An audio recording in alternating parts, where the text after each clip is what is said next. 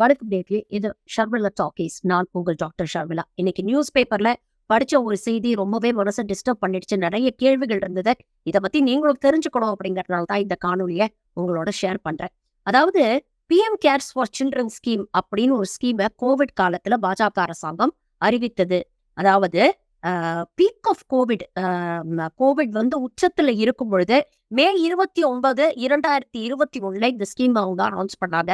அதாவது கோவிடால் பாதிக்கப்பட்டு பெற்றோரை இழந்து அனாதையாக்கப்பட்ட குழந்தைகள், பெற்றோர் லீகல் கார்டியனை இழந்து அனாதையாக இருக்கக்கூடிய குழந்தைங்களுக்கு பிஎம் கேர்ஸ் ஃபண்ட் மூலமா அரசாங்கம் சப்போர்ட் பண்ணும். இதற்கான அப்ளிகேஷன்ஸை நீங்க அரசாங்கத்துக்கு அனுப்பலாம், பிஎம் கேர்ஸ் ஃபண்டுக்கு அனுப்பலாம் அப்படின்னு சொன்னாங்க. இதையொட்டி நீங்க பாத்தீங்கன்னா நாடு முழுவதும் இருந்து கிட்டத்தட்ட 9331 அப்ளிகேஷன்ஸ் இந்த அரசாங்கத்துக்கு போயிருக்கு. அதாவது மார்ச் 11, 2020 முதல் மே 5, 2023 வரை கோவிடால் பாதிக்கப்பட்டு அனாதையாக்கப்பட்ட குழந்தைகளுக்கு இந்த பிஎம் கேர்ஸ் ஃபண்ட் மூலமா நாங்க அசிஸ்டன்ஸ் கொடுப்போம் அப்படின்னு இந்த அரசாங்கம் உறுதியளித்திருந்தது.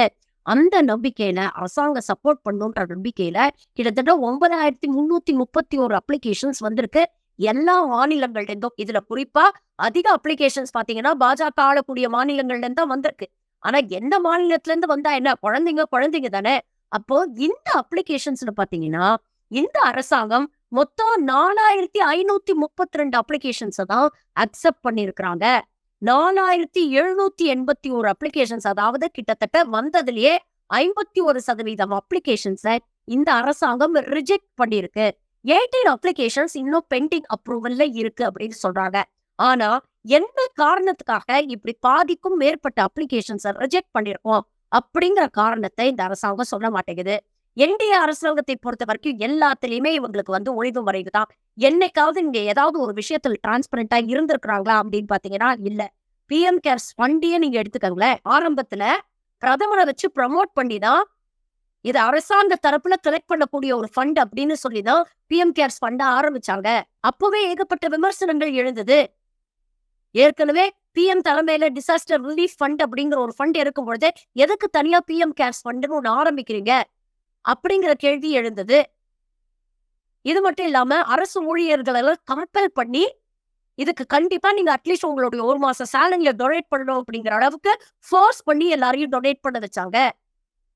இது மட்டும் இல்லாம எல்லா பிளாட்ஃபார்ம்லயும் அரசு லோகோவையும் பிரதம முகத்தையும் பயன்படுத்தி இந்த பிஎம் கேர் ஃபண்ட்ல லட்சக்கணக்கில் கோடிக்கணக்கில் ஃபண்ட் கலெக்ட் பண்ணாங்க.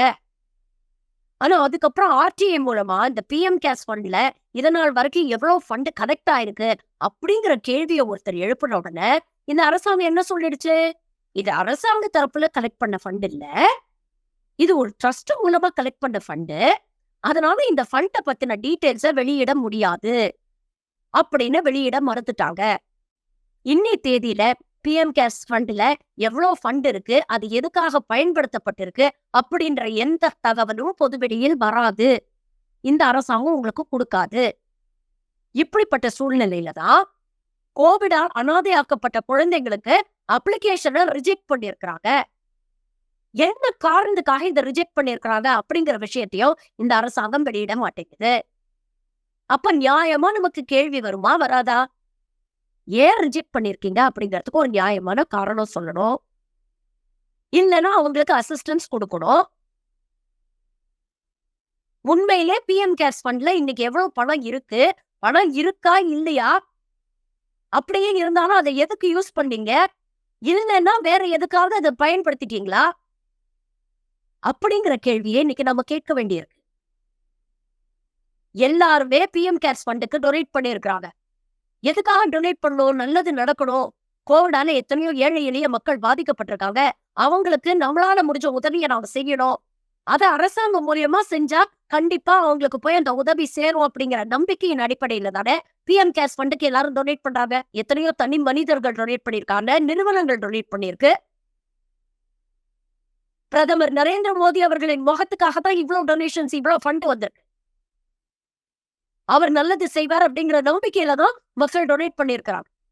ஆனா இன்னைக்கு தேதியில அதுல எவ்வளவு தொகை இருக்குங்கிறத கூட அரசாங்கம் நம்ம கிட்ட இருந்து மூடி மறைக்குது. சரி, அதெல்லாம் விட்டுருங்க.